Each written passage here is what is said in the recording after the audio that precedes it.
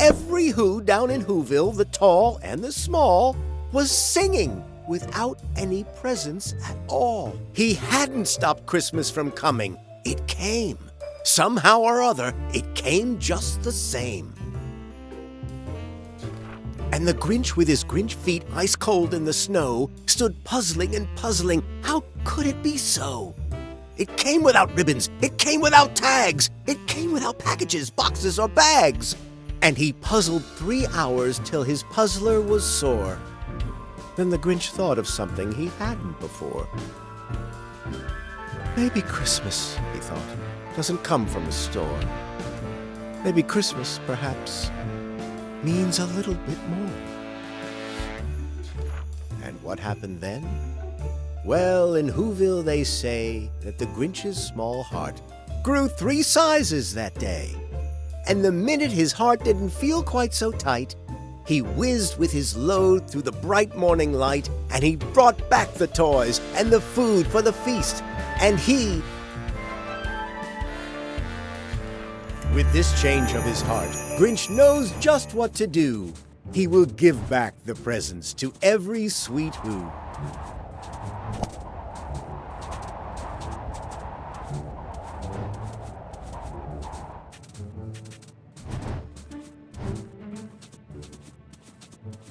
Better than gold, diamonds, silver, or pearls is returning all presents to the Who boys and girls.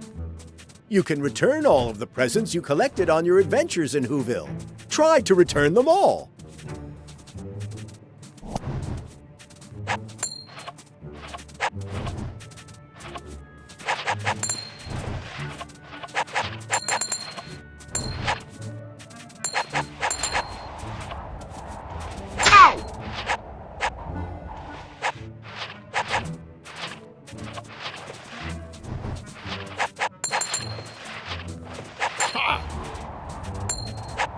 Ha!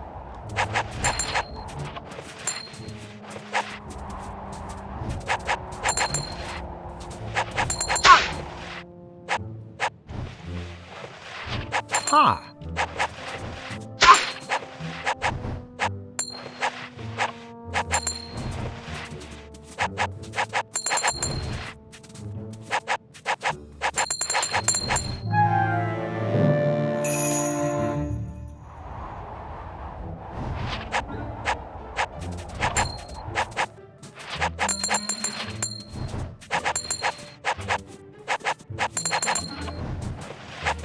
Ha!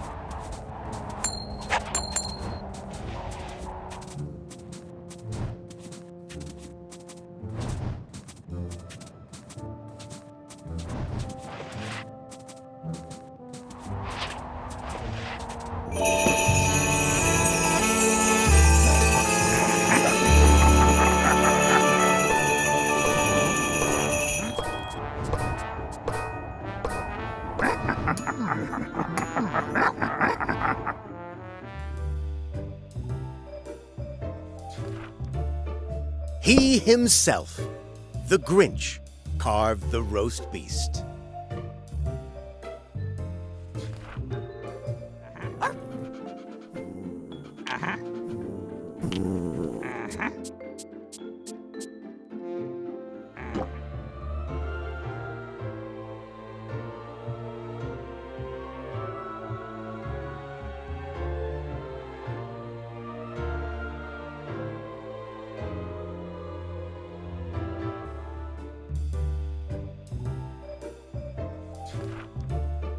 Every Who down in Who-ville liked Christmas a lot. But the Grinch, who lived just north of Who-ville, did not. The Grinch hated Christmas, the whole Christmas season. Now, please don't ask why. No one quite knows the reason. It could be his head wasn't screwed on just right. It could be, perhaps, that his shoes were too tight. But I think that the most likely reason of all may have been that his heart was too sized. But whatever the reason, his heart or his shoes, he stood there on Christmas Eve, hating the Whos, staring down from his cave with a sour, Grinchy frown at the warm, lighted windows below in their town. For he knew every Who down in Who-ville. All the Who girls and boys would wake bright and early. They'd rush for their toys, and then, oh, the noise! Oh, the noise, noise, noise, noise! That's one thing he hated, the noise, noise, noise, noise. Then the Whos, young and old, would sit down to a feast, and they'd feast, and they'd feast, and they'd feast, feast, feast, feast. They would feast on Who pudding and rare Who roast beast, which was something the Grinch couldn't stand in the least. And then they'd do something he liked least of all. Every Who down in Who-ville, the tall and the small, would stand close together with Christmas bells ringing. They'd stand hand in hand, and the Whos would start singing. They'd sing, and they'd sing, and they'd sing, sing, sing, sing. And the more the Grinch thought of this Who Christmas sing, the more the Grinch thought, I must stop this whole thing.